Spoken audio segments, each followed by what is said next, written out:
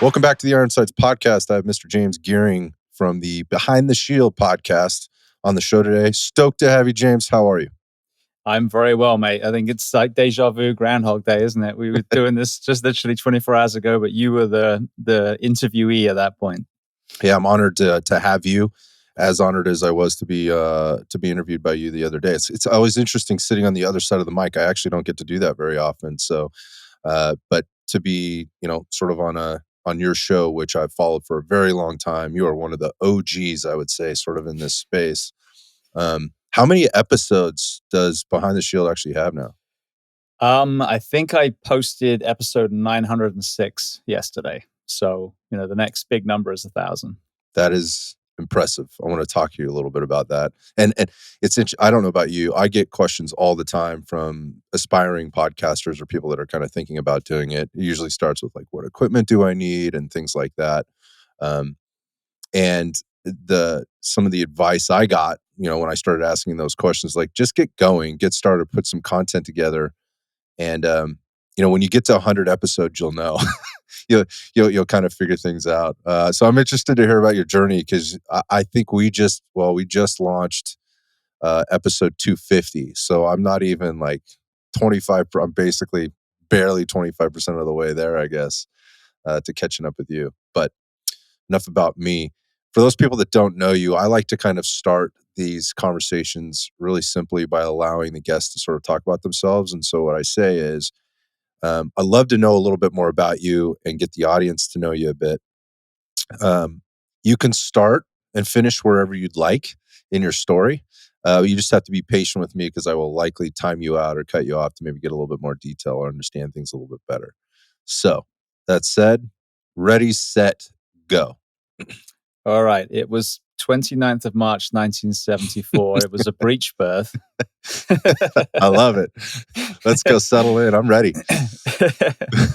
No, the real overview I think that I give most people is I grew up in the most amazing upbringing. And I talk about this a lot because it doesn't mean that there wasn't hardship and things. There really were. There were things that happened, near death experiences and stuff. But I grew up, my dad was a veterinary surgeon. So I grew up on a farm and we had stables, and that's where he had the horses. But then he had a small animal practice. So after school, we'd end up going there and, helping him with surgeries and all kinds of things.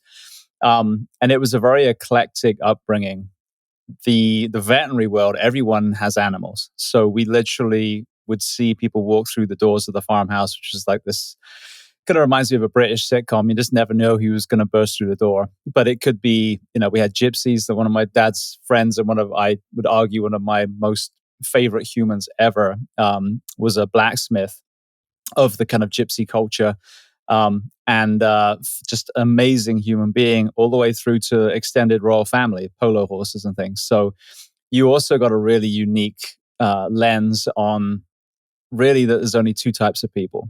There's nice people and there's shitbags. That's it. And then you can deconstruct the shitbags. Why are they like that in the first place? And ultimately, We're all supposed to be nice people, but it kind of totally dispelled that myth about money and power and status and all that stuff. You just saw people for people. So that was a really interesting, awesome upbringing. I was one of 5 kids. So, I was the oldest brother. And so I got a really, really immersive childhood. I was on a farm, so I was around nature. I was around healing. I was around gore. We had this big kitchen table that we'd make fun of each other around, all meals.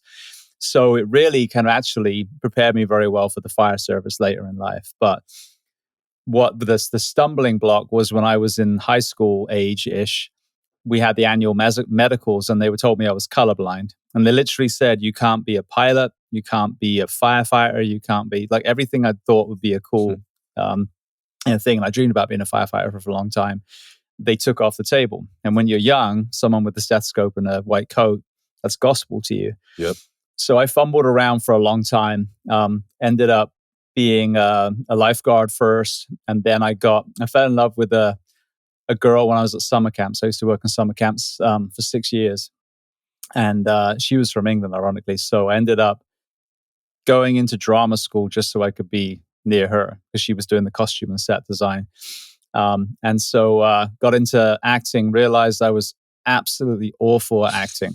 I will put my hand on my heart, and ever since Netflix, I mean, there's worse actors out there than me even, but I'm still pretty bad. But I got into the stunt side. We did stage combat with the swords and everything, and that I was just good at, and I was a martial artist. So that, long story short, led me to traveling with that girl around the world. And when I got to Australia, there was an audition for stunt performers to open Universal Studios in Japan. So on a whim, went down, auditioned, and about 2 months later, I was in Japan working. So became a stunt man, broke up with the previous girl, which we had before I even got to Japan. Met an American girl. We ended up getting married, and that brought me to the States. And then, very long story, very short, I had an epiphany at my mid-20s, like, I can see color. What were they talking about? And it took me that long to figure that out. I'm a ding dong. But so hold on, time out for a second. So this is a yeah, fact. So you weren't actually colorblind. This is like a misdiagnosis.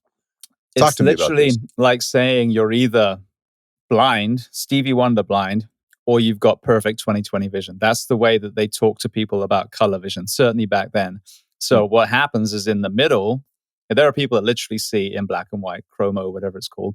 But I was just off. So, like I always said, I probably wouldn't be a great fashion designer because my chartreuse and my green is off. But that's it. I can tell the lights and all that stuff, and that's what they want. They want you to know, roughly that. But if it's an obscure color of a car, maybe I'll get the maroon and the brown mixed up a little bit. But it's the one with the the lamppost sticking out of it. Okay, that's the way to go and help the people in. Right. So that was it. But I think it's an important part of the story because it really showed me. Because then I ended up going to the fire academy, doing a medical for it. The doctor pulls out that book, and I just said, "Look, I'm not going to be able to tell you all the numbers in there, but point to anything in this room. I'll tell you what color it is." That's how it went. I got a big check next to my name, that was the beginning. But I think it's an important takeaway because how many people are told they can't by someone they think is an expert in that field? And then, whether it's Navy SEALs that had a criminal background, whatever it is, until you find out someone found a way around it. Not in a bad way, just someone figured out a way to navigate that hurdle so you could still go doing that thing that you were destined to do. So that's why I think it's, I put that in my book, and it's an important part of the story because I think, we don't hear enough of you can be anything these days, and sadly, not getting political, but even some of the things that people dreamed of becoming, like presidents, not such a prestigious position anymore based on who has made the cut. No. So I think, if you have something burning in your heart, but your grades or your physical or whatever came back, now look at the adaptive world. Look at the amazing humans that have said, yeah, I've only got one leg, but hold my beer, here we go. So that was kind of my journey into the American Fire Service. So before we sort of get into you touched on a few things there, but before we get into the fire service journey, interesting what you said there about there's not enough of us telling people that they can do or be whatever they want to do or be. It's almost kind of gotten perverted a little bit in that we're saying you are whatever you want to be versus having to work through becoming whatever you want to be. And without getting overly political, when we look at just the messages that are going out there and kind of we're being told we need to generally accept, not only we're not telling the person that they can be something in their life, whatever it is, whether that's the president or a firefighter. We're telling them whatever you decide you are today, that's what you are, and we have to recognize you as that. That is where we've gotten to, which is obviously very challenging for me. But the overcoming, having somebody else tell you though at the same time, like, actually you're okay, like you could do this, and how that changes your life and in your life journey. Had you not gotten into the fire service, because I want to go down that path, what would you have done? What would have happened? So I was on that path, until America. So what happened was the same thing I think that a lot of people talk about when they transition out of the military, that feeling of lack of purpose, of being lost. Because sometimes you're just destined to do a thing. Now, ironically, 14 years later, I'm behind a microphone for a living, but there's another story that we'll get into. But yeah, so I I really, when I look back now, there was this definite feeling of being lost. And that doesn't mean that you weren't good at the things that you were doing in the meantime. You know, like I was a good lifeguard and I was a good stuntman, which people that I work with have told me. It's not my own self, observation. But Mhm. so being successful, one thing isn't necessarily a metric on if it's what you really meant to do or what you really want to do. So I think I would have, if I hadn't become a firefighter, it would have still involved some sort of healing. Because it's kind of funny. When I was little, I used to watch The Fall Guy, which there's a movie they just made coming out, which I can't wait to watch. So I wanted to be a stuntman. I wanted to be a doctor. I wanted to be a firefighter, and I wanted to be a pirate. Well, yeah, I became a firefighter. And then in America, ultimately, I became a paramedic as well, firefighter paramedic. And when I was young, it was my academic ability that stopped me from going into medicine, quote unquote. Mhm. But that wasn't the thing that I wanted to do. When I look back now, it wasn't sitting behind a desk writing prescriptions. It was cutting holes in people's throats and trying to save them on the side of a road. So Yeah. I ended up becoming that. And then even the funny thing is, as a pirate, as I played a pirate as a stuntman in Orlando too. So I actually You did checked it all. You checked all all the those boxes. boxes.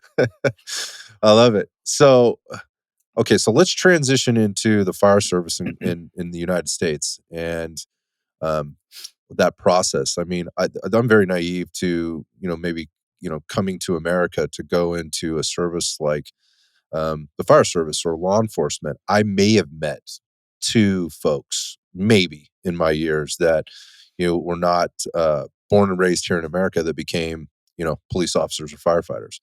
Talk about that. I mean, you obviously already had experience, but maybe you can compare and contrast like the entry into this and kind of what it looks and feels like maybe culturally as compared to other places. Because I've never heard anybody talk about that. So there are some barriers to entry when you first come over here. The legal way, and again, I'll preface that with I came from a country where I had the environment and the means to legally move to America. Mhm. I wasn't fleeing Haiti or somewhere, so that's not in any way, shape, or form, me judging anyone who doesn't come that way. But it's expensive and it's a very long process. And when I went through, so I was emigrating in 2002, so not long after 9/11. So you imagine all the bureaucracy that are built up then. Things had Um, changed. Mm. yeah. So I went through fire academy, graduated, but some departments like the city of Orlando, you had to be an actual American citizen. A lot of departments, if you were a permanent resident, they would take you. I think the law enforcement side, you have to be a citizen specifically. So that's a difference. That's a nuance between an Okay. immigrant and someone that was born and bred here. But apart from that, it's the same exact process. It really Okay. is. I mean, there's pros and cons. Like culturally, using north, south, east, and west, we don't do that in England. It exists, of course, but our roads are like a bowl of spaghetti. Mhm. So if you said go north on this one, you would for about 20 meters. Now you're going south, and now you go. You know what I mean? So Okay. that That's a the grid navigation. system. Interesting. Yeah. So there's a lot of cultural things where it was more challenging being from another country. But then conversely, you bring in a cultural skill set that, some people in the department don't have. So, for example, a lot Mhm. of people speak Spanish in America. Well, I come from a country where French is our second language. And I say second, it's what we're taught in school. I'm not fluent. But so when I worked in the Haitian neighborhoods, that was super, Okay. helpful. And then the last place I worked, Protected Disney World, that we had a lot of English tourists. So I literally had times where they said, I can't understand a word he's saying. Can you get in the back and translate for me? And he was English. So, Yeah. so yeah, so you've got, that there's the pros and the cons. But yeah, I mean, that once you have the documentation here, especially if you get your citizenship, which takes a few years, then you're pretty much the same as everyone else. Can you compare and contrast like the quals just with regard to what your prerequisites would be, or in even like what Academy of Life and and the requirements are like in America versus somewhere else? Yeah, so I know a lot of other countries, and it's interesting because there's a real diverse spectrum. Like Germany, firefighting is almost like a degree program, and I think some of the Northern Europe and Eastern European countries, I think if I've got this right, you almost do like an academic test, and they place these kids. Okay, you can do just Mhm. this series of jobs, this series of jobs. So the German ones are a very, very academic, intense course that they do. The UK is more like New York, where everyone comes in as a regular citizen and they train you from zero through. And I'm not super well versed in the British fire service because I didn't really actually get to enter the fire service till we got here. What's unique about the rest of America, though, is that most of us, especially when I was testing back in 03, 04, you basically put yourself through everything, out of pocket. So you will put yourself through in Florida, what I know, we went to EMT school and I went part-time because I was, working to support myself, my family while I was going through. So I went to EMT school for 3 months, nights and weekends, and then fire school was 6 months. And so then you have those certs and then you start applying. And now as time's gone on, there's more departments that will do it with no qualifications. But, it's interesting. I don't know if we touched on this when we spoke, but I've talked to a lot of guys that came on around my era or before. And like, for example, in California, I tested against 1,000 candidates in 2005, 0405 to go to California, Anaheim. And each of those candidates was already a firefighter, already a paramedic or EMT. A lot of them had worked in other fire departments already. They'd volunteered. They'd been the Explorer program. They worked on ambulances. Like they had a resume. And there was 1,000 of these guys and a few women. And again, the diversity issue. That hall was predominantly Caucasian men. So when we talk about diversity, part of the conversation is what are we doing to even bring the right candidates in the first place? Right.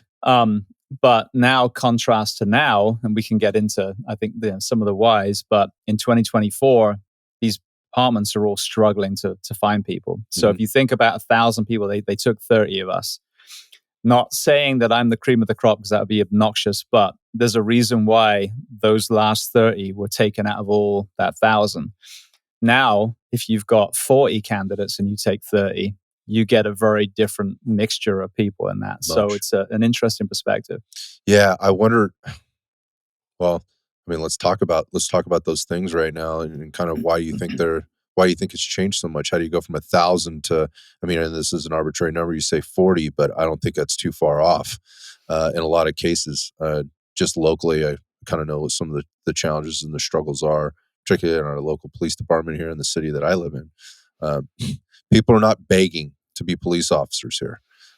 And that creates a challenge versus 1,000 people that are really working hard and have been working hard for the better part of, their early adult, young teen life with the determination to earn a position and a job that they have desired for a long time and done all the prep work to do. And the difference that makes in the respect and the honor, I guess, that they present or approach the job with. Let's talk about some of those things right now. I mean, you're no longer doing this, and we can talk about that later. But let's talk about kind of some of the things you're seeing from the outside looking in. Maybe kind of where you live and culturally versus maybe kind of what you're seeing on more of a global, and I mean that like maybe in the United States. I mean, firstly, the reason why I'm not working anymore is because of the things that I'm saying, because it's so detrimental to our first responders that I ended up wanting to take the helm and be part of the solution. So it was never, ever, a lack of love for the job. I adored being a firefighter. I never even promote. I love being a firefighter, the one on the hose, the one, cutting the car open. But if you think about the culture post 9/11, fire service specifically, there was a lot of admiration for firefighters. There was a call to action, the same as all our military members that saw the towers fall and, signed up. It wasn't chasing heroism. They wanted to be part of the solution. They wanted to, everything from revenge to making sure it never happens again and everything in between. But so we just went in blindly, this whole generation. And not that that's a bad thing, but all that had really been presented to us. I mean, 343 firefighters died. So the danger of the job was there. And we know that it's dangerous. And we know that fire can burn and buildings can collapse. But aside from that, it was like, okay, Marines, I know I might get shot. I might get captured. Okay, I understand it. Let's go. Firefighters, I know these are the dangers. All right, let's go. What's happened 20 plus years later, though, is a thing called the internet. has now, rather than, you're just on the yellow brick road with the Tin Man and Dorothy, all of a sudden now you've pulled the curtain back and you see the wizard. And it's not that it's malicious, but you actually see the whole fire service as it is. And, like I said, the job itself, and I had an interesting talk with some fire wives the other day. It's not the job. This one wife said their kid had been all enamored with the fire service when he was young, and he was now kind of a mid-teen. And the conversation would come up about, are you thinking about being a firefighter yourself? And he was like, hell no. He said, I forget what he said, but like, daddy's never home or something like that. So it wasn't the job, it was the work environment, it was the work week.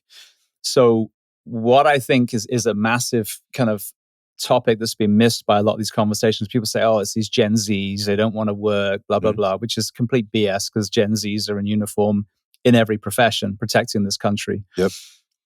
But what, there's an element of course, that we have fewer people willing or able to do the job. I mean, 70% of us are obese or overweight. That's part of the equation. And our children, sadly, are getting less PE and shittier food in school.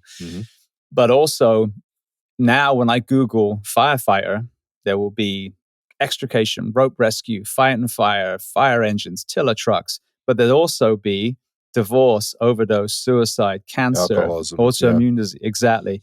And so it's not doom and glooming it, but it's like, okay, now everything's on the table. Let me evaluate. And wait, what was the pay again? Oh, shit. Really? Okay, we'll put that in. And what was the hours? Okay, well, that's kind of a long work week. Oh, wait, what? Mandatory overtime? So I'm ready to go home to my child's birthday, and then you tell me I can't because you're understaffed and I need to stay another 24 hours? You put all of these in a bucket, and these kids are sifting through going, you know what? Amazon's sounding pretty good right now. I got to say, home every night, 40-hour week, not 56, stable paycheck, et cetera, et cetera. Don't have to worry about being sued, because I didn't write a report properly. So that's, I think, what's happened. And the beautiful thing is, great. So now we have the ability to start fixing all these things. But that's the real tug of war at the moment, is that requires courageous leadership. That requires some front loading of funds. I mean, the whole defund with the cops is ridiculous. Standards need to be put where they should be. There should be fitness standards, which is another entire thing. Police and fire have always resisted fitness standards, which I never understand. But we also need to put in training, gyms, the things to enable the people to get back to the bar where they need to be. So we're at a real crossroads in the first responder professions. I saw a clip the other day, and it was a small department, and there was a line of police vehicles, probably 11, I think, that are supposed to be manned, that were unmanned in the parking lot. There's 11, officers less that are going to respond to that shooting in your school or your teenager as they're lying upside down in a ditch, whatever it is. So like I said, it's not doom and gloom, but we really are at that point now where either we finally get it and we support our first responders and fund and staff and put the bar back to where it needs to be, or we don't have emergency services anymore. So I would argue most people would be more for option A, but that comes with requiring our leaders to do what they do, and ironically, it's the way we do it at the moment is false economy. It's all about budget. And we're bleeding money. Every time a police officer makes the wrong decision and someone sues a department for millions, that could have put 20 police officers in that would have mitigated that in the first place.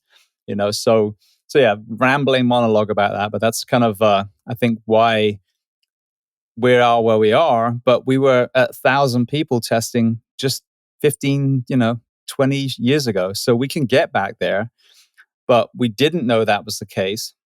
So we all tested. Now we know it's the case. So now we have to get back to, well, if we fix it, people will line up outside these departments wanting to do these professions again. But, if you went to a regular civilian job and they were like, yeah, 56-hour work week, you're not sleeping every third day, and I might ask you to stay 80 hours every other week, how many people would apply for that? So that's kind of, where we're at. I think it's compounded by, I live in a very expensive area. I live smack dab in the Silicon Valley of Northern California here. Very expensive. Some of the richest soil or most expensive soil in the United States. We are trying to recruit first responders, this is specific to firefighters. You just mentioned something about the pay, the quality of life or lack thereof that you may or may not get, and they can't afford to live in the city that they work in or work for.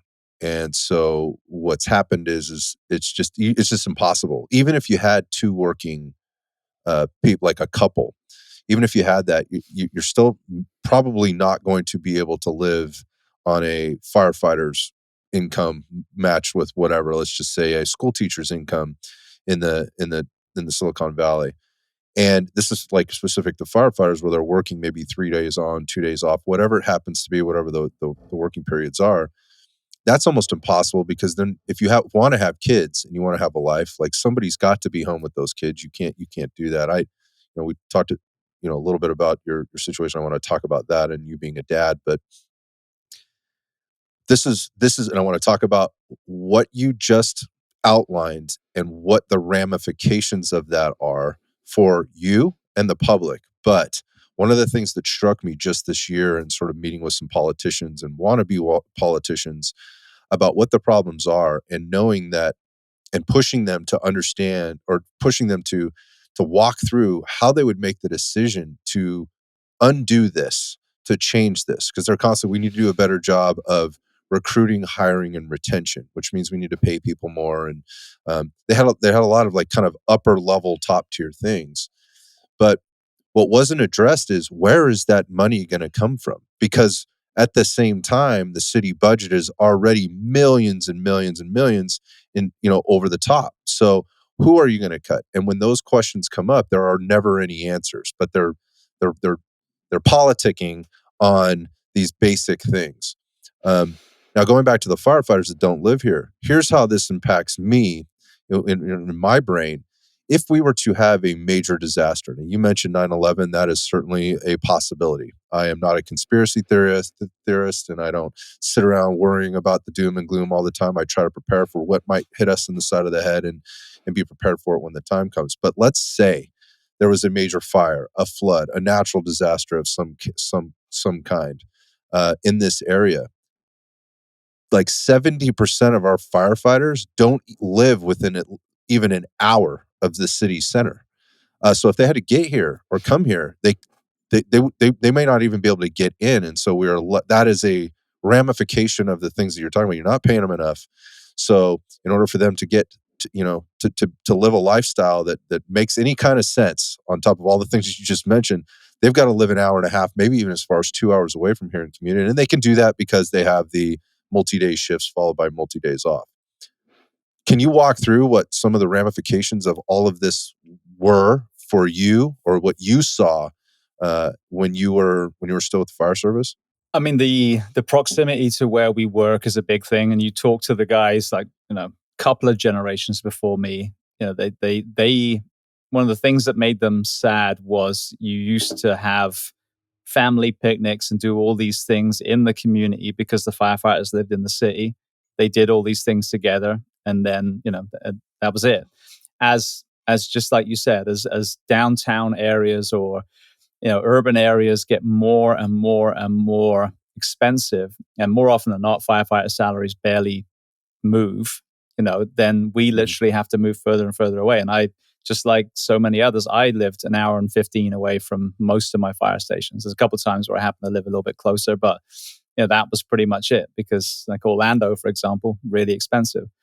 And so, yeah, it does have a detriment to your ability to get to that place. I mean, when I say that, for example, in Florida, our big thing is hurricanes. Mm-hmm. Like, I have been driving towards a hurricane when the rest of Florida is driving away, and it's just me and then some occasional, power workers heading down. And so, the artery roads are usually open unless there's something absolutely catastrophic. So we more often than not can get to there, barring a massive earthquake or something that completely breaks the infrastructure. Where I think it's more important is when you think about the cuts that we've had in law enforcement and fire, there's not really a picture painted on how detrimental that is to our response. So a much more powerful perspective, I think, is you live where you live. and the neighboring fire station would have been the closest, but they're understaffed, so they had to brown it out. So now that fire station doesn't have anyone, or they had to send that rig to go cover like a mid spot between two. So now your little one starts choking, and the crew that would have been, 4 minutes from your house are now 12, 14 minutes from your house. And what really irks me is that the cities and counties don't go, hey, well, we're giving you a shittier service, but we're going to give you some of your tax money back. You know what I mean? So no one's telling them that when all this happens, their service is getting worse and worse and worse. And where I live now, there was a time, and they've changed it finally, but Marion County here were doing what they call IFTs, interfacility transports. So hospitals were paying them to take a patient from hospital A to hospital B. But that ambulance was the one that was close to your child that would get ready for when they're choking. Now they're 50 miles away in Gainesville, dropping off a patient. So this is where, I think the storytelling, and the fire service has done an absolutely awful job of really telling the public what we do. We just have. But understanding the true human life safety ramifications of these cuts and these politicians' decisions, going back to, someone's worst day, what do you expect on your worst day? Who do you expect to show up? Right. Is that going to go hand in hand with you be behind cuts and not supporting fire stations or, law enforcement communities? They're not, they don't go hand in hand. If you're willing to let people take stuff away from the first responder profession, that's literally taking away from your family's safety as well. So I think that's, rather than the proximity of where we live, which is an important conversation, it's more on your doorstep. Who should be coming versus who is actually going to be coming and where from. Yeah, we have an interesting relationship. Our city has an interesting relationship with the ambulance company here, in that it's a third-party contractor. It's not through the city, and so effectively, these medics are driving around. Right, they're not located at a station, so so when the dispatch gets the call, they send fire. And you just mentioned what some of those issues can be. So they show up, right? Now they've called. And so maybe they're late, right, and they're well beyond their the reasonable response time or the required response time. And this just keeps stacking up. And then they call an ambulance. Well, the ambulance is now behind what the response time should be, because fire was behind the response time that it's been. Keep in mind that the city or the county, the city pays the ambulance company. Well, now the ambulance shows up and they're late, and they get fined, or the city gets fined for being late on this. So they're double dipping. They're not only are they paying the ambulance company to be late, right? They're paying them because they were late. At the same time, they're paying these fines. So, and the taxpayer, this is at the cost of the taxpayer, rather than putting the medics in the firehouses and fully staffing the firehouses in order for them to be able to respond to the calls in which that are out there, with a staff that has the ability to take care of business when they get there. It's mind blowing, to the tune of millions and millions of dollars a year.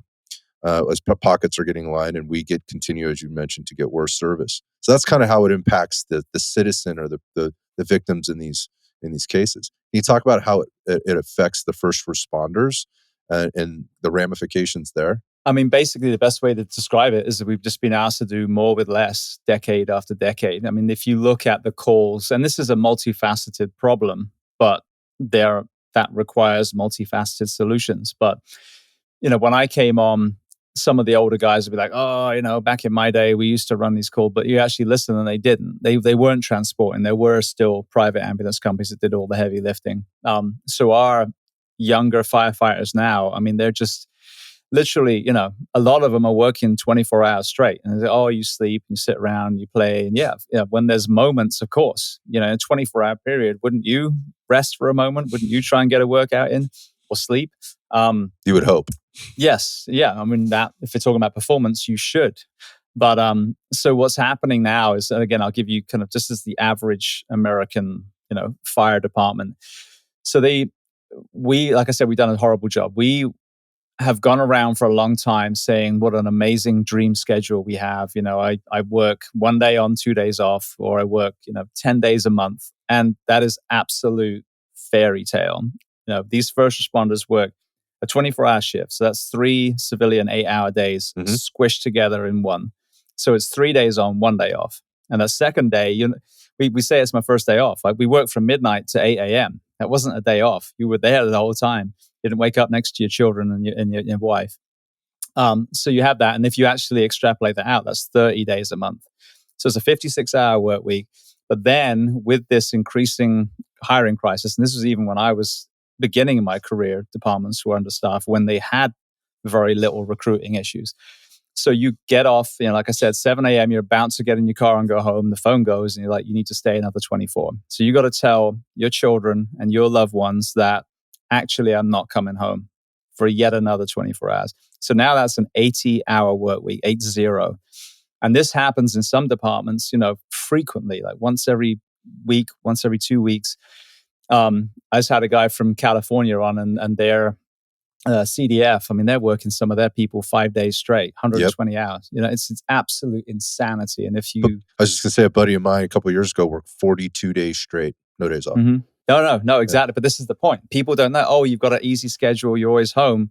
Listen to the actual thing. So, how is it impacting us? Is the same origin story of why my podcast exists. Because about 10 years into my career, in 2 years, I went to 6 of my friends' funerals that I work with. Overdose, suicide, heart attack, cancer, autoimmune disease. I mean, everything. Like I said, we don't die of something, we die of everything, whatever hits us first. And it's because, and just to parallel this with kind of like the whole COVID conversation, no one's talking about the resilience of the human being. Even though it was, lauded as heresy, the fact was during COVID, if you were a healthy man or woman, and even better, a healthy child, your chances of just having a shitty few days with COVID and then come out the other end were extremely high. If you had pre-existing medical conditions and you had high blood pressure and you're obese, your chances were a lot worse if you're a smoker. So, that's just the health of the human being. The more we work our responders into the ground, the more chronically they disease and they die. And then the more acutely we make mistakes. So, for example, you've got that police officer now who is, overworked, underpaid, underslept, and now, has his legs cut from under him because no one's supporting his profession anymore. And he's terrified of making a wrong decision.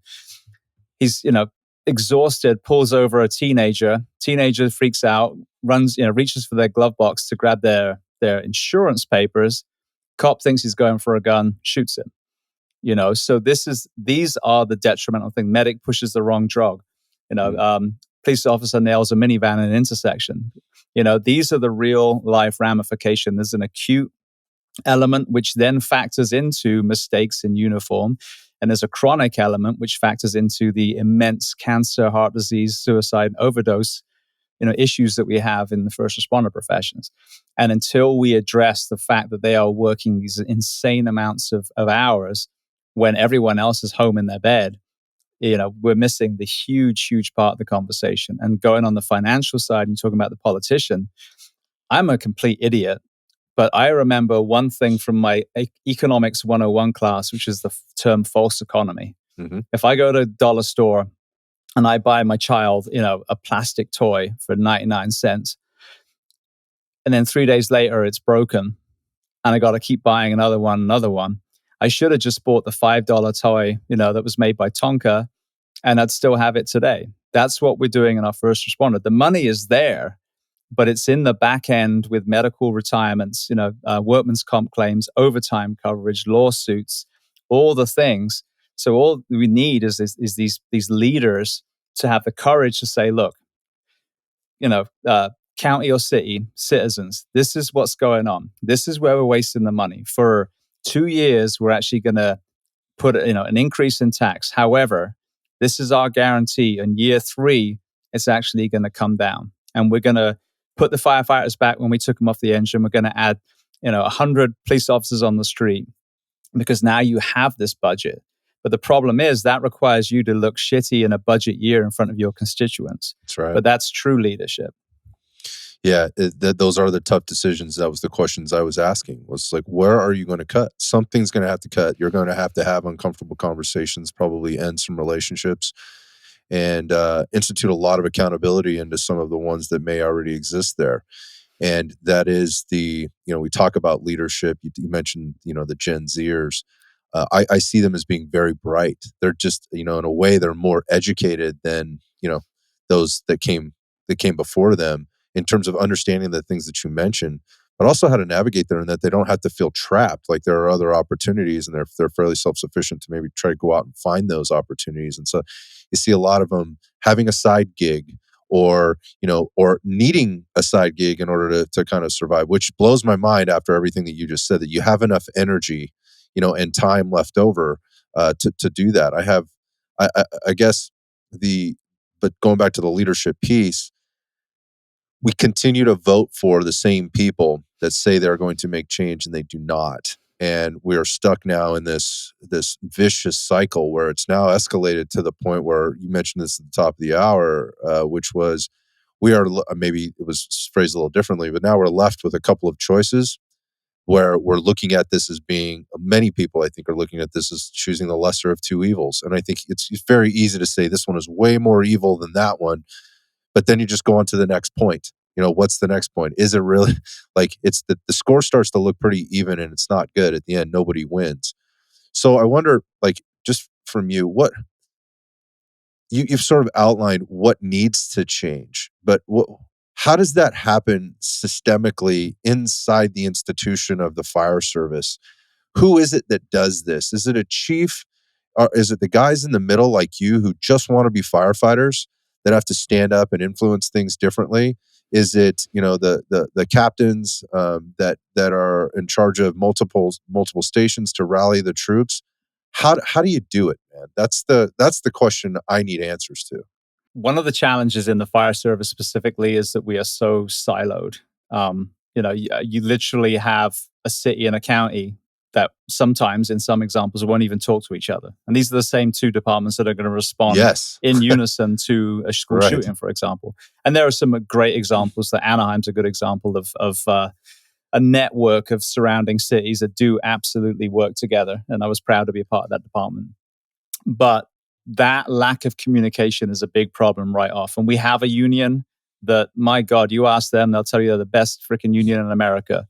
But they haven't done anything that I've seen in the last 14 years. And I'll just give you a perfect example. And they've changed leadership recently, to be fair, but still haven't heard any conversations coming out of it. But the most basal thing that a union is supposed to fix is the work week, the working conditions. And I have never heard a single mention of standardizing a proper work week. The 24/72 would be my thing that I would propose. But so it's the dissemination of knowledge. And I always say I like to get people educated and angry. Not just angry. The people that, Trump and Biden, they just get angry. They don't even know why they're angry. Yep. And like you said, to use your analogy, it's like, well, who do you prefer, Mussolini or Hitler? Yep. They're both really bad people. Right. Can we find some different ones? So yeah, I'm not saying they're both fascists, but I'm just saying lesser of two evils, like you said. So it's how do you get to all these people, get their guard down, to educate them on the why, to get them to truly understand? Because the other thing about the first responder profession, they're so damn tired, they can't even think straight. Yeah. And you can't really start challenging the system until you can have a calm mind and articulate properly. Great point. So that would be the first thing. And then, but it is everyone, just to use, again, that president example. I've said this recently, expecting another person in this system to suddenly come in and be a great leader is like going to a turd factory and expecting a cupcake. Yep. Like it's built to send the same kind of person out. They got a different color tie, same exact person. And that applies to fire departments. It applies to cities and counties. So the only way I see change is that you really educate the masses and you get people that understand, which is one of the reasons why I started the podcast. And 900 plus episodes, it must be hitting. I think there's almost 6 million downloads now. So 6 million times someone's heard one of the guests, articulate an idea that's going to make them question the way that they've been taught.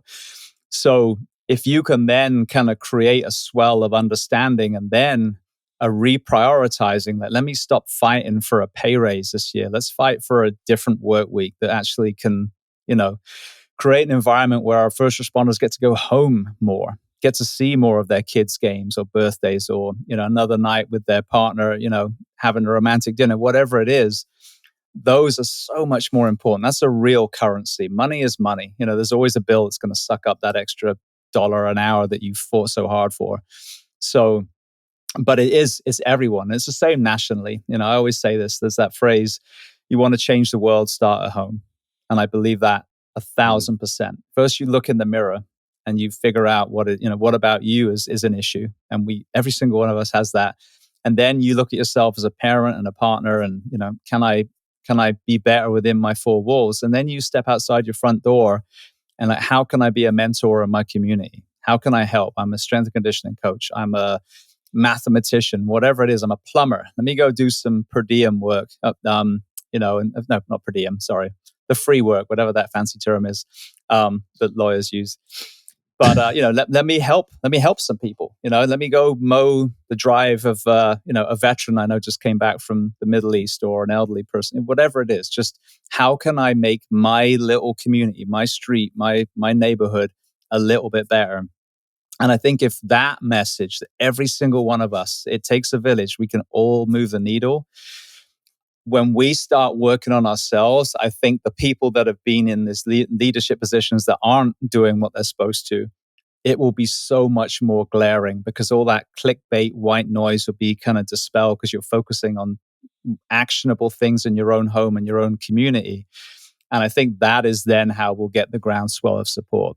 But if we keep, which I think is very deliberate, if we allow this kind of pigeonholing and division conversation that happens so much the last 8 years, that is the enemy of community. I could not agree with you more. I wonder, what was the moment where you decided you weren't going to be fighting as a firefighter anymore, and you were going to be fighting for firefighters? And maybe you could look at the broader terms for first responders, and leaving the fire service to start the podcast. So I started it while I was still working. Real kind of overview. Anaheim, you heard me speak very highly about. Hialeah was my first one. Great department. Awful, lack of support by their city, but the department, the men and women that served in that department were phenomenal. And then I went to Orange County, which is the county that Orlando's in. Mixed bag, some phenomenal firefighters in there. And then, they had a very low bar, so you have others too.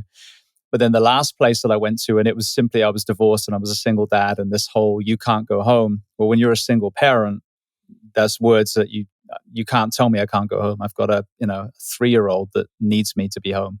Mm-hmm. So I switched to a department that protects the theme park here.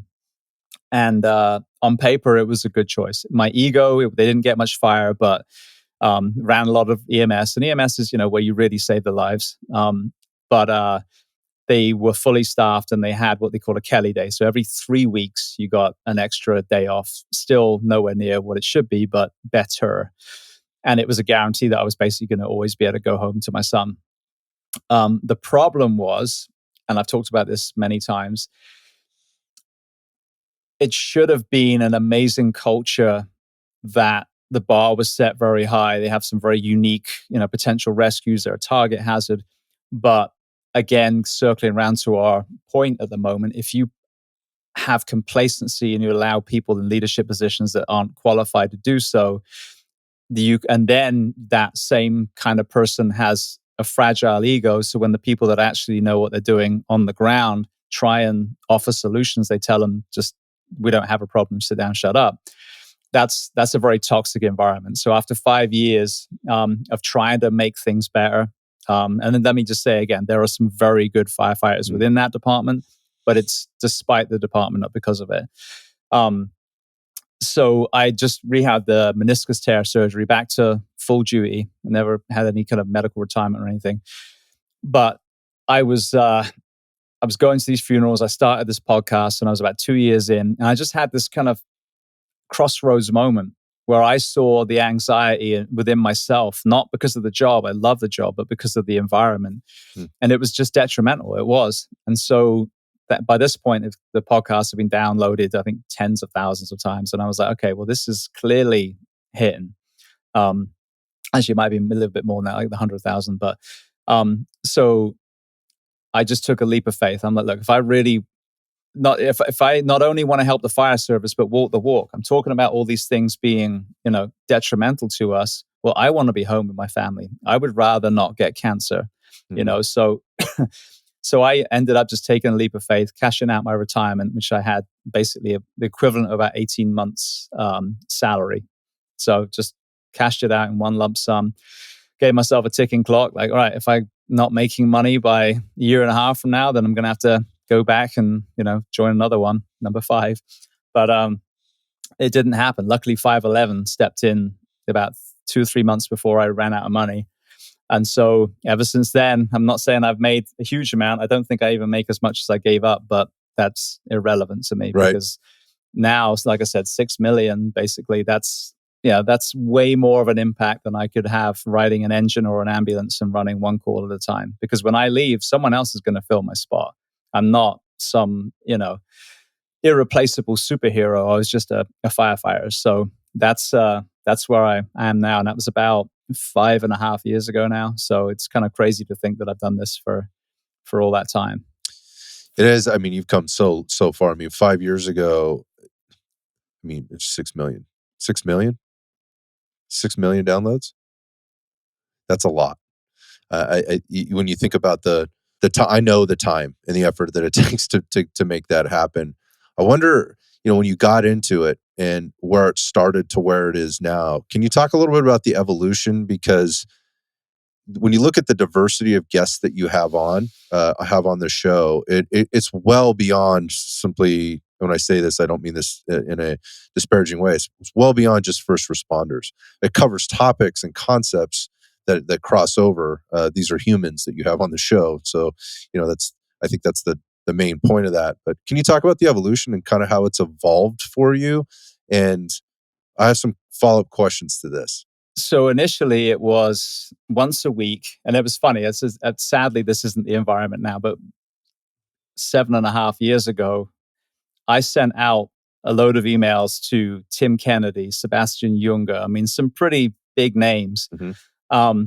And so, going back to my sales days when I used to cold call on the streets of London years ago, it was like a 1 in 10. Like you pitch 10 people, probably one's going to buy. And that might be, 100 people in the last 90 you get.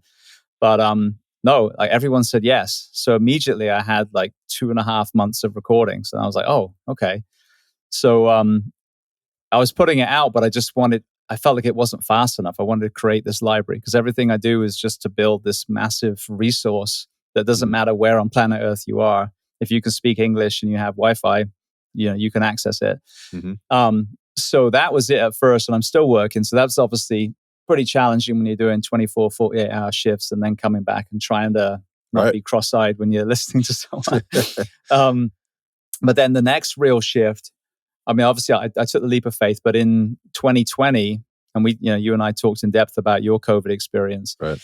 What I saw right from the get-go, and it's interesting because, I've always, because I'm not very smart, and I mean that not in a self-deprecating way, but just genuinely, I'm not all in some academic journey or anything.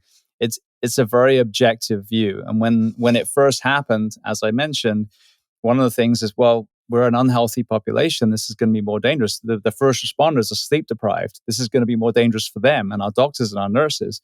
And no one was talking about that. It was just PPE, and then it was vaccines. And so very early on, I ended up, I'm sorry. So I'd gone up to 2 a week because I was struggling to put out enough. So I was at 2 a week. But when 2020 hit, I just was so sick of the lack of information, that just stay in your house, shut up, we'll tell you what to do mentality. And so I wanted to empower people in what they could do. So I put an extra episode out a week, which is why I've got 900, because 3 a week is, you rack them up pretty quick. It's a lot of work.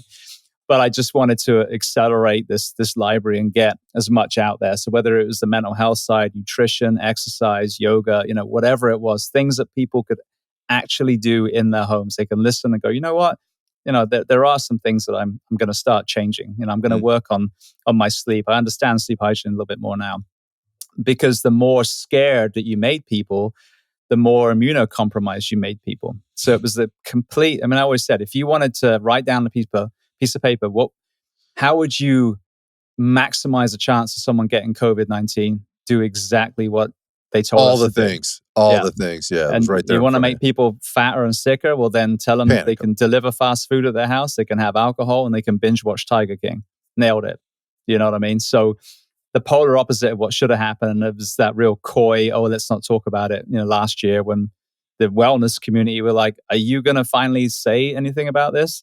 And they just literally try to sweep it under the rug without any lessons learned. So Literally. that was when it went to 3 a week. And then yeah, but it's a slow burn though. And I think this is the big thing. You hear, people that are successful in music or acting or whatever, and there's that term overnight success. And you see that we seem to have an actor that's the darling so often. But then you look back and they were in the Mickey Mouse Club when they were 12, or you know what I mean? And they've actually been working for years and years and years. So I think that the consistency is the big thing. Just Mhm. being consistent, being, like you said, human. Like everything I do is to try and bring resources to people, solutions to problems. So I'm not talking about, by my 12 DVD set or my national tour, because no one wants to listen to me talk. I don't. So my wife doesn't either. So it's just about, when people see it's coming from a good place, I think that's another thing that's maintained that kind of growth. But you've also got this shift of, attention pulling, and now, celebrities and people have these beautifully, orchestrated podcasts, and there's, in suits, and there's a log fire in the background. And so there's a little ebb and flow too, Mhm. because, shiny objects appear constantly. But to me, if you trying to do a good thing, I think, you'll always have people that are, looking for help, that hopefully trust the podcast as a resource. Yeah, it's interesting you just mentioned the bright, shiny objects. Everybody seems to have a podcast now, and things have I've only been doing this a couple of years, but you can see a dramatic shift in terms of you use the word attention pulling. I really think, like, when people are jumping over to these other things, the bright, shiny object, I think that's natural for humans to do. They kinda wanna see what's new, what is everybody listening to, what is everybody else listening to, sorry, what are the cool kids doing? With each one of these, what you see is, sort of these new incomers or newcomers with the beautiful, the beautiful podcast studios that seem to be, have all the latest and greatest. The editing is clearly they're spending a lot of money. There's a lot of resource and money going into it. I I see. I try not to fault people for jumping over to those to hear maybe the more sensationalized story, or the thing that's a little bit more edgy, because why I think, and it does expose people to podcasting, and I'm still amazed at how many people don't listen to podcasts. They just don't. But there are those that are looking to be entertained. There are those that are looking for some education, and then I think there's the in between. There's people that are looking for a little bit of both. It always surprises me when I look at it, and I look at what the top podcasts are, and some of them you would expect. I mean, you got Joe Rogan out there who just continually does his thing. I think he's done an excellent job with it too, in my opinion. But like comedy, right? It tends to be, one of the bigger ones. Crime, mystery crime stuff tends to be one of the more popular, type of genres.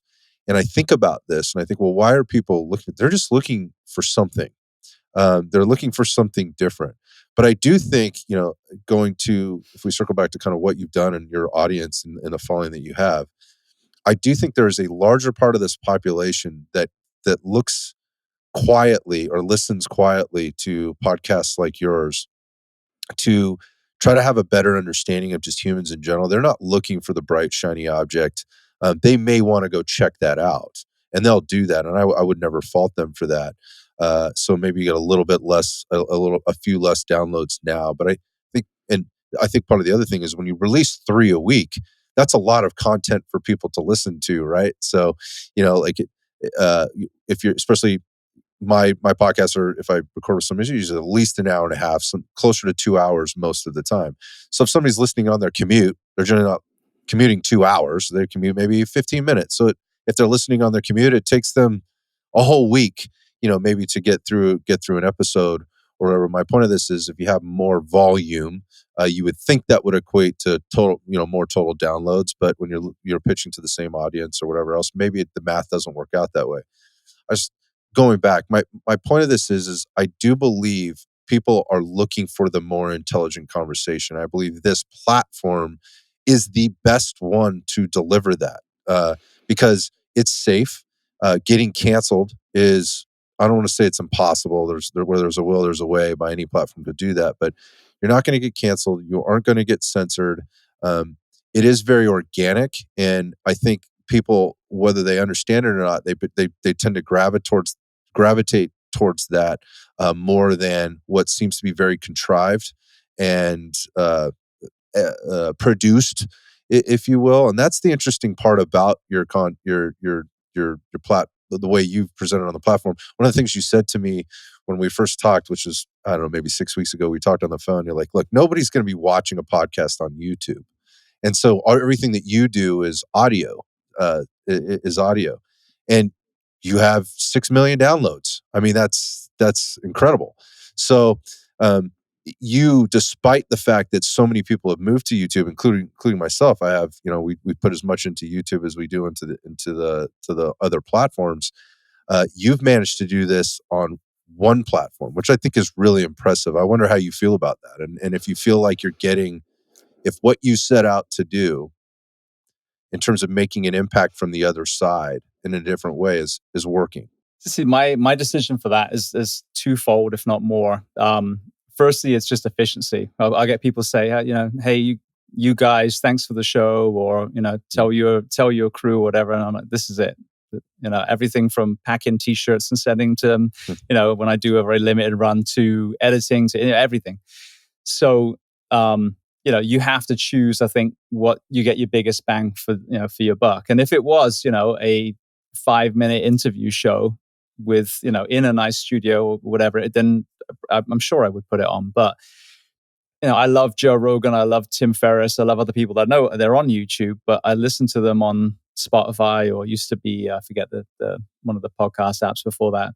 But Same. and even YouTube, I don't subscribe to YouTube, so I can't have YouTube on, because if I want my screen to turn off, it stops. Right. So I just find YouTube really fucking annoying, to be honest. But that's just me. Same. I have a huge aversion to it, if I'm being honest. Yeah.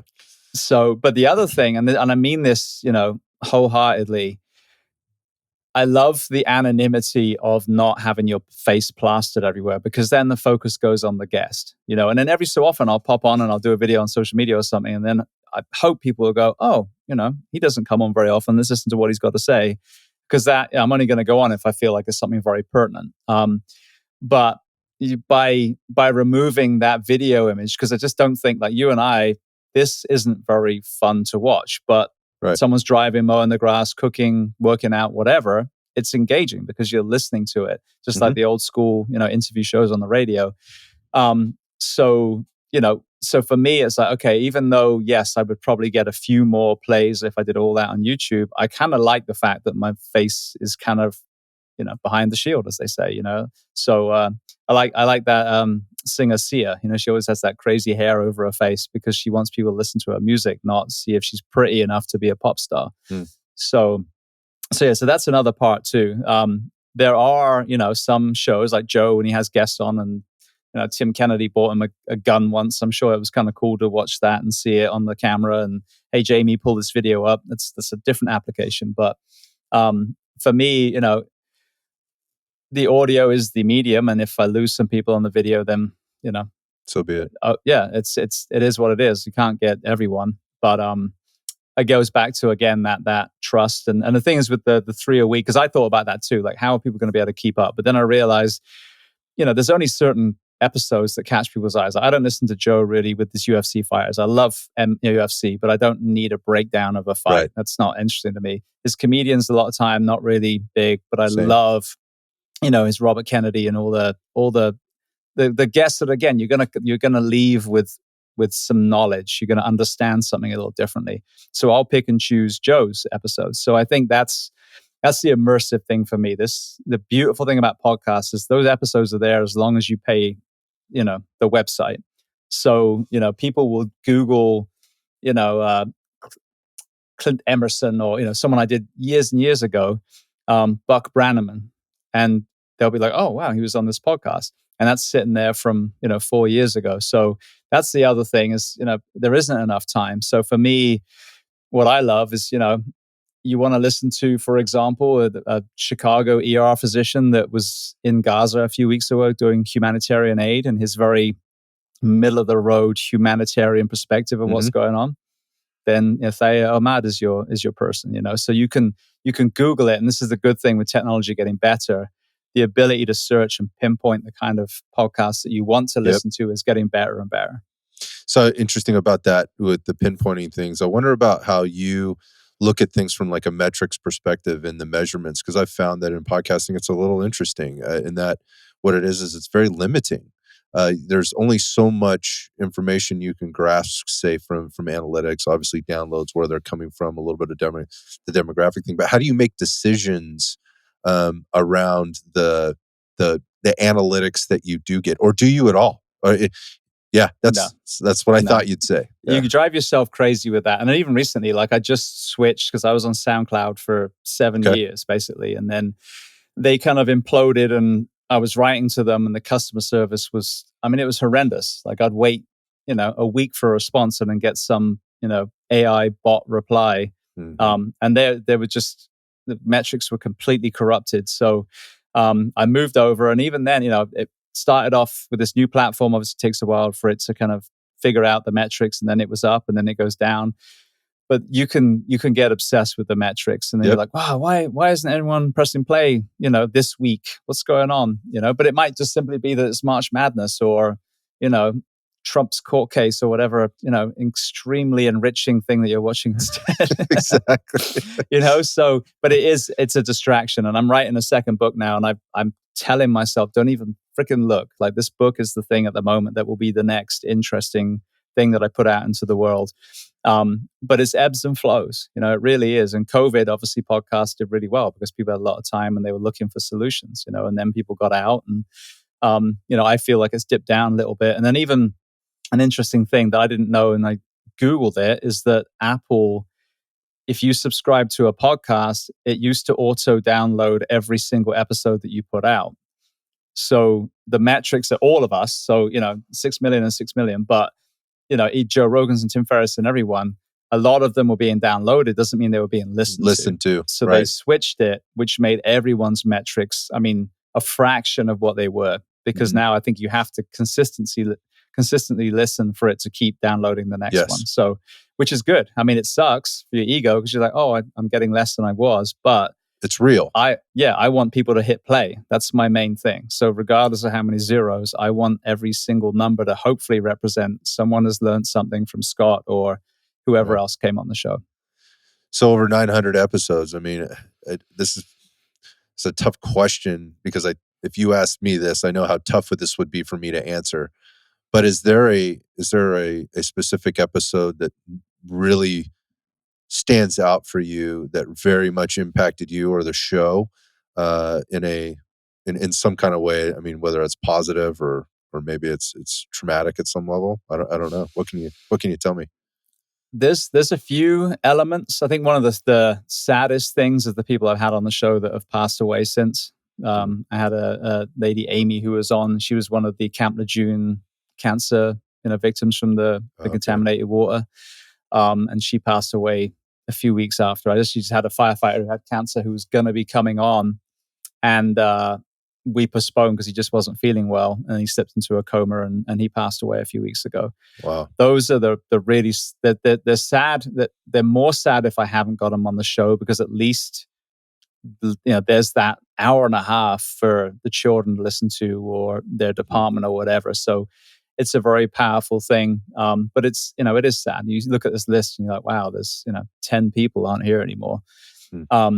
As far as like powerful ones, I always refer to one of my friends, Dustin Hawkins, episode 39. That was the first time, if I'm not mistaken, that someone really bore their soul, and I literally got so many comments after saying, dude, I was in the gym on the rower. 1 minute I'm laughing, next minute I'm crying. People thought I was a lunatic because they were listening to the podcast. But so those are some of the most moving ones. And it moves me when another human being trusts me so much that they will be vulnerable. that is the ultimate compliment, I think, for any human being, that you can sit with them and they feel comfortable enough to talk to you completely. So, not picking up specific episodes, but when I've Yep. got to that, I mean, I've had some where you can tell this is just that person's 200th interview and they're going through the motion. You're trying to kind of lead them in different ways, but very unfulfilling to me. Yes, we'll learn about some of your work, and it'll definitely add value to that episode. But I like it when I really, really engage with people, and it's even more amazing when they're outside this profession or the military, because now you've got a Dutch model or a dancer, or people that are way, way out that are still trusting you and having these conversations. And that's where, like you said earlier, with the spectrum of guests, that we all do a spectrum of things, but the commonality is we're all human beings having the human experience. Yeah, I think I'd probably have to answer that same question similarly, minus the death part. I have not experienced that yet. That's going to be very, very challenging. But I've had it. There's been a few times, a few episodes where I really had to pull myself together just to kind of make it through when somebody's really kind of, just given everything they've got and laid it out there on the table. And then afterwards said, I really told that story before in that way. And that's pretty special, going back to no metric can measure that. Yeah, it makes me feel very privileged to even be, have you on the show, to somebody that really respects and honors that in the way that you just did, in telling that story. And those are the important pieces. It wasn't some fantastic story or funny story or something that impacted you personally from like a financial or followers or downloads, perspective. That is why I started my own show, was to help people and to get a message out. And I started, for the first year, I told the guys that were helping me with it, I said, I don't even know what the metrics say. I don't want to know. I don't want to see what the comments are. I don't care. I just want to do what I think is the right thing. So, I mean, it's gone beyond the podcast, that is for sure. Talk about the books, James. I mean, what can you tell us about the books? So I wrote my first one. Ironically, I just started writing it before COVID happened. So that was, somewhat good timing, I guess. Mm-hmm. But about 3.5 years ago now. But what I wanted to do initially was, I didn't want to write a biography or anything, because A, back then I was only 46. And B, I didn't have a spectacular life. Interesting, stunts and all that stuff. You could read it and go, okay, this is different. But what I wanted to do was take stories from my career and my life, and then in each chapter create takeaways. So the story might be sleep deprivation. You start in the fire station, the tones go off, and then you're driving a tiller truck down the road. And now you're on the roof with a chainsaw, and you're just now starting to wake up and there's fire around you. And then we talk about sleep deprivation and sleep hygiene. So that was the first one. It's called One More Light, Life, Death, and Humanity Through the Eyes of a Firefighter. Was super lucky. Josh Brolin actually wrote the foreword for that book, which I always tell people is funny, because he voiced the foreword on the audio book too. So you've got one of Hollywood's best voices, and then my squeaky ass voice reading the rest of the book. So, but then the second one, I won't go into too deeply, but it will be revealed quite shortly. But what I wanted to do was actually shift to fiction so I could create a story. And the reason being, you and I have a podcast, I've written a book. So we're hitting all these different mediums of how can we help people, as you mentioned, a lot of people don't listen to podcasts. Well, how can I get to the readers? Well, the biggest piece is how can I get to the people through their screens? Mm-hmm. So I wanted to write a book, and I hope the book is a phenomenal read. But the real pipe dream is to make it into a show on Netflix or Amazon or something. Because I want to tell the story of the real fire service, not the Chicago fire, not the backdraft, or God forbid some of those even worse cheesy soap operas they got out there. I can't.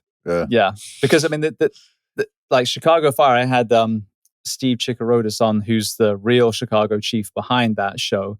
But he was very PC in the way he presented it. But basically, he presents an idea and a story, and then Hollywood goes, all right.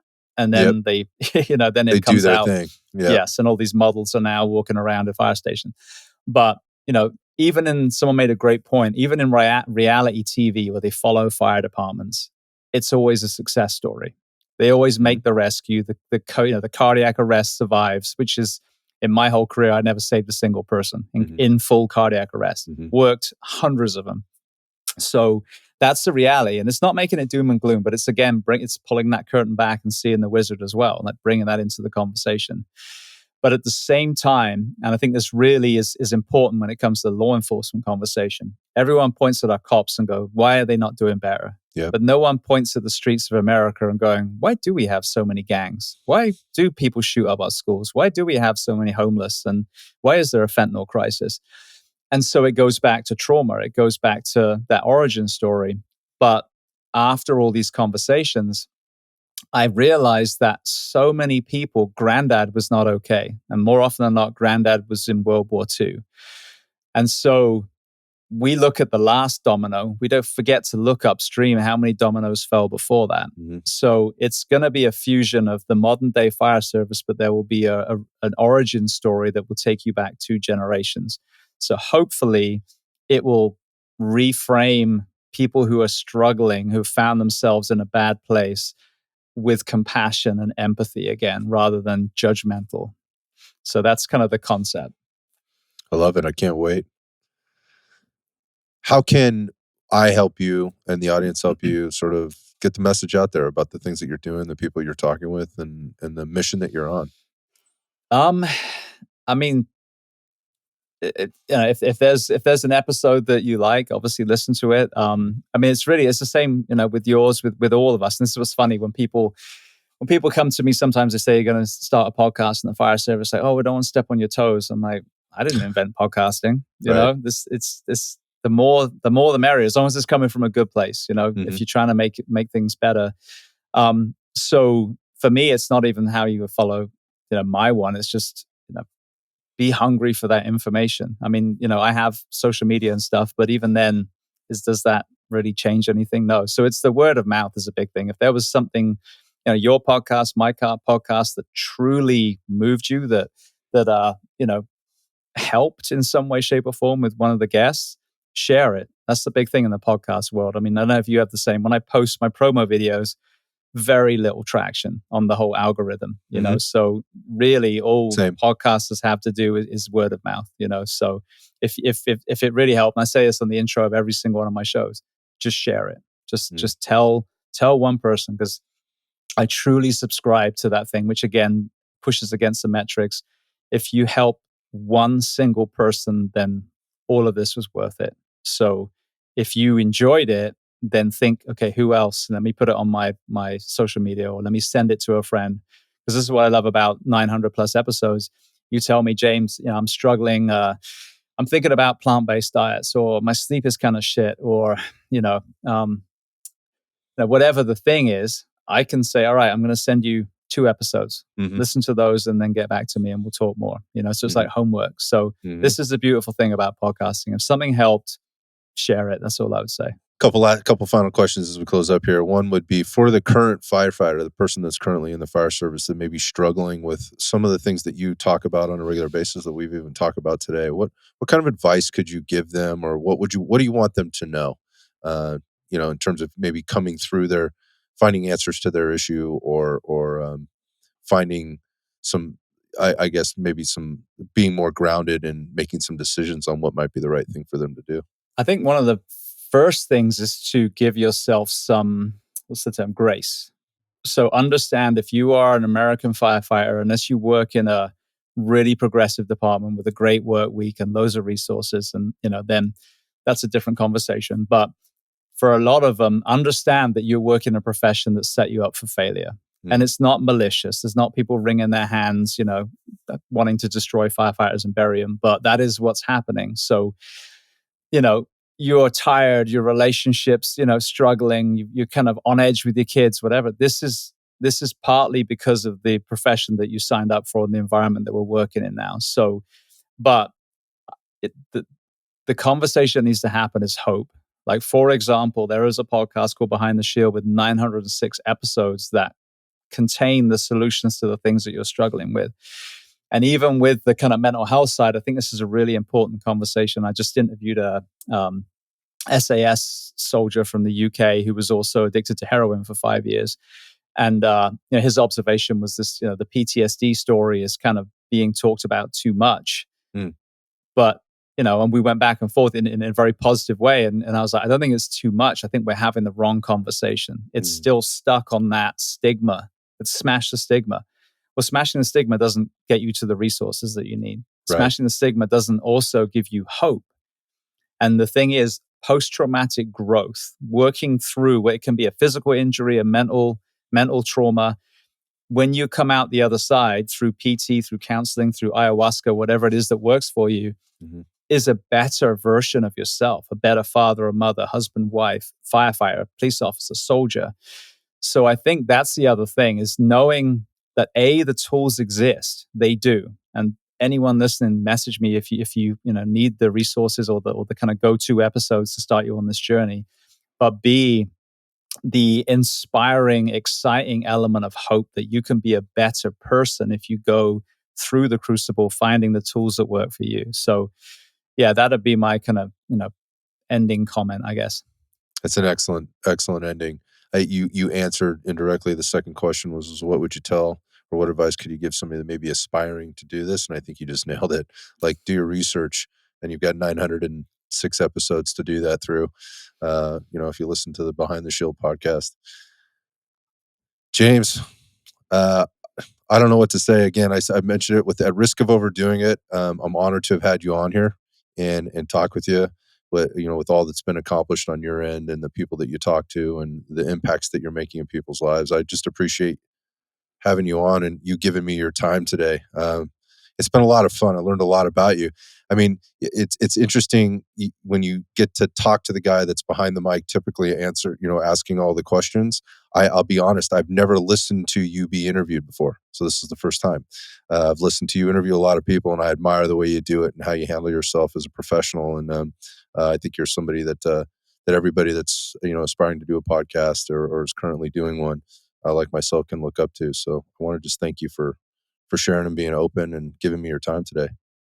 Yeah, well, likewise. I mean, firstly, thank you for being part of the solution. You did the same kind of call to action that I did, and you stepped up and got out of your comfort zone and stood behind a microphone and, learned how to interview just like I had to, and learn to listen, like truly actively listen. But, I feel like we're all part of the same kind of tapestry. And there is this paradigm shift of people that are, like you said, that kind of unfiltered, but proactive, actionable conversations that will inspire and bring people together and make them realize, oh, we can actually make a difference. So it's always an honor when I get to come on and have a conversation. And obviously, as we touched on, you came on my show, which should probably be people listening in episode 910-ish, 12, something like that. But, this is what's been so cool about this. Like yesterday, I was in your position and now we flipped it around. And, what an amazing thing for two people to have such an in-depth conversation